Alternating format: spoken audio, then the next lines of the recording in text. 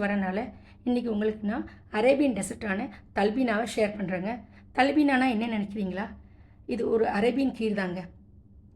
நம்ம நாட்டில் எப்படி பாயசம் கீரெல்லாம் செஞ்சு சாப்பிட்றோமோ அதே மாதிரி அங்கே அவங்க பார்லியை வச்சு இந்த கீர் செய்கிறாங்க.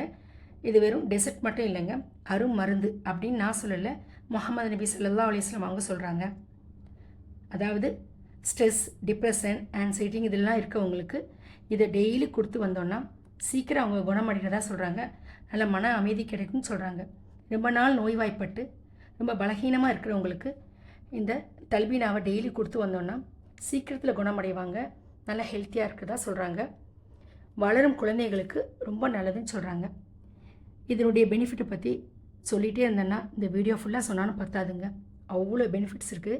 வாங்க எப்படி செய்யலான்னு பார்க்கலாம். 100 கிராம் பார்லி எடுத்துருக்கேங்க. பார்லியை 4 மணி நேரம் ஊற வச்சு நல்லா ஊறினதும் தண்ணியை வடிச்சிட்டு மிக்சியில் போட்டு குறகுறப்பாக அரைச்சி ஒரு பாத்திரத்தில் போட்டுடலாம். ஒரு தேங்காய், பெரிய தேங்காவை தான் எடுத்துங்க.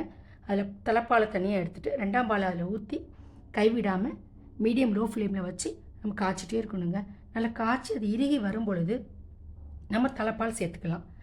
அவங்க சாதா பாலில் தான் காய்ச்சுவாங்க. எனக்கு தேங்காய் பால்னால் ரொம்ப பிடிக்கும், அதனால் தேங்காய் பால் நான் சேர்த்துருக்கேங்க.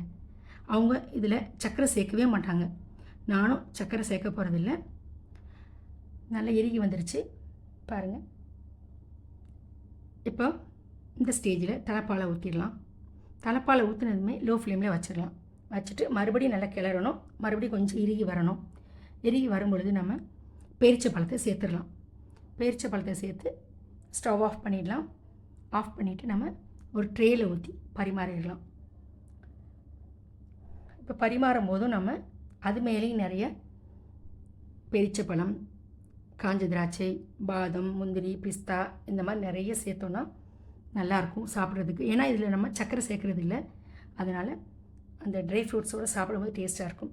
தேங்காய் பால் ஏன் சேர்த்தேன்னு நினைக்கிறீங்களா? இதை சர்க்கரை இல்லாமல் சாப்பிடும்போது அந்த தேங்காய் பாலுடைய டேஸ்ட், மனம் ரொம்ப டேஸ்ட்டாக இருக்குங்க, அதனால தான் நான் சேர்த்தேன். உங்களுக்கு சர்க்கரை தேவைப்பட்டதுன்னா நீங்கள் காய்ச்சும் போதே கொஞ்சம் சர்க்கரை சேர்த்துக்கலாம்.